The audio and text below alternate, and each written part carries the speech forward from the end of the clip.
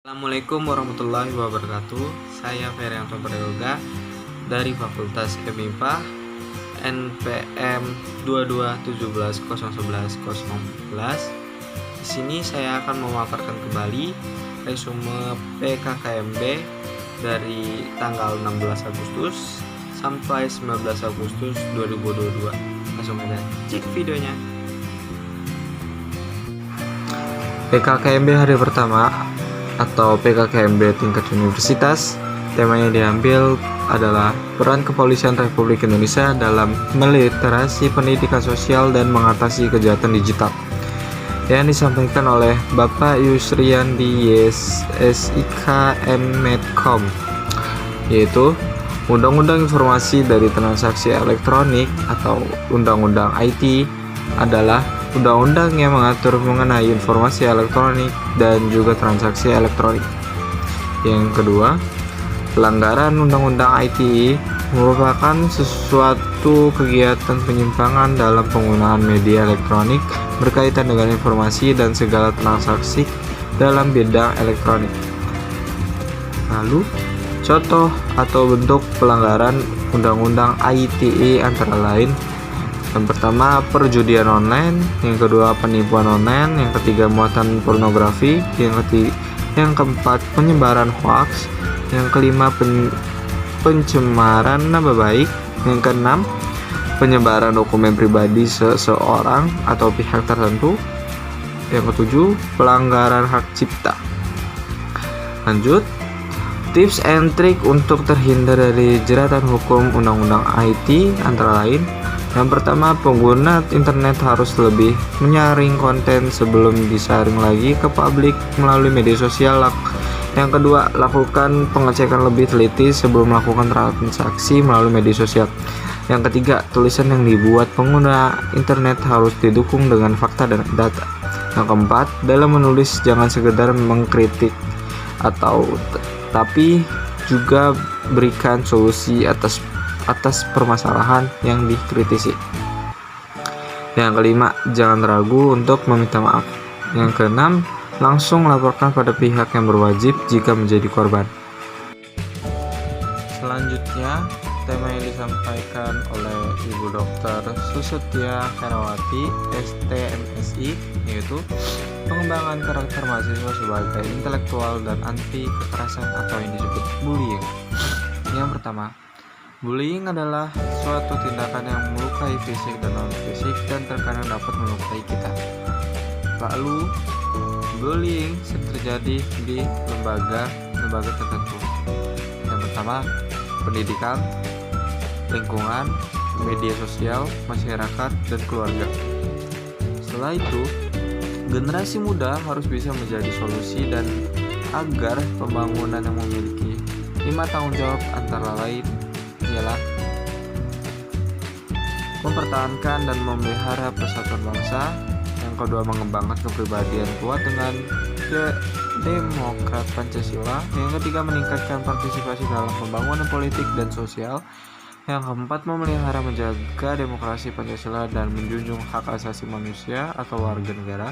Yang kelima, mengembangkan nilai budaya luhur untuk mengembangkan pembangunan. Materi selanjutnya ialah pengembangan karakter mahasiswa dalam perspektif agama yang dibawahi oleh Bapak Profesor Dr.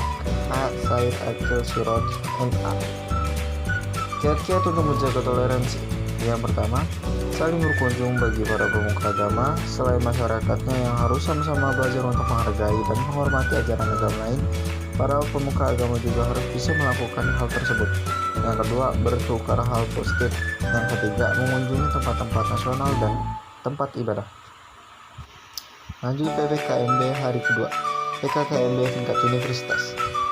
Tema yang diambil, Merdeka Belajar Kampus Merdeka, yang dibawahi oleh Profesor Dr. Heriandi SHMS atau Wakil Rektor Bidang Akademik. Latar belakang dari visi Indonesia 2045 yaitu berdaulat, maju, adil, dan makmur.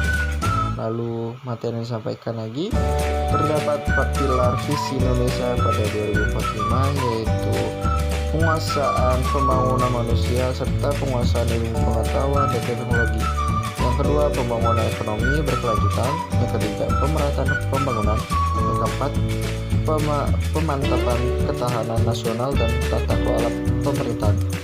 Lalu materi yang disampaikan lagi, berbagai macam tantangan yang harus dihadapi, yaitu yang pertama, industri 4.0, globalisasi, bonus demografi.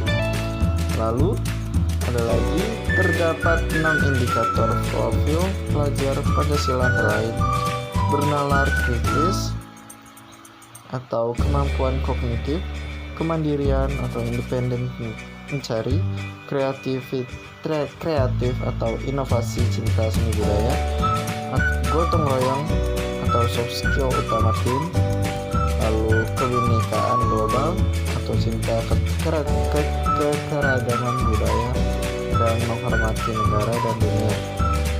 Terakhir, berakhlak mulia atau moralitas, spiritualitas dan etika. Selanjutnya, materi yang disampaikan oleh Profesor Suarso PhD, yaitu perguruan tinggi di era revolusi industri 4.0 dan kehidupan kampus di masa pandemi, yaitu tantangan kehidupan kampus di masa pandemi. Yang pertama, pencegahan dan pemutusan mata rantai penularan COVID-19 yang tidak mudah dan dilakukan secara berkelanjutan. Yang kedua, proses pembelajaran yang bertransformasi ke ruang virtual. Yang ketiga, pengembangan kreativitas dan jaringan TIK yang mendukung kinerja dan proses belajar mengajar. Lalu telah sampai dengan PPKMB hari ketiga, PKKMB tingkat FMIPA atau yang bisa disebut seperti itu. Materi yang disampaikan oleh Dr. Eng Sutripto Yuwono. Tema yang diambil, pembelajaran di perguruan tinggi di era 4.0. Yang pertama, hal-hal yang harus saya lakukan sebagai mahasiswa, yaitu bidang akademik dan non-akademik. Harus menguasai bahasa daerah dan bahasa asing. Yang kedua, memiliki komunikasi yang baik. Yang ketiga, organisasi, harus dapat membagi waktu antara belajar di kampus dan keikutsertaan dalam organisasi. Yang kedua, materi yang disampaikan, Fakultas MIPA memiliki wadah minat dan bakat bagi para mahasiswa. Dalam Fakultas MIPA terdapat 13 wadah minat dari bakat. Lanjut ke pemateri selanjutnya yang dibawahi oleh Dr. Renat Ronius Marjonus SSI MSc. Tema yang diambil ialah kegiatan kemahasiswaan alumni dan sistem administrasi.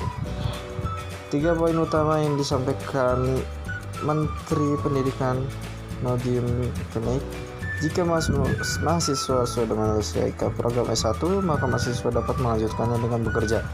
Yang kedua, mahasiswa dapat melanjutkan studi ke jenjang S2 atau mahasiswa dapat berwirausaha.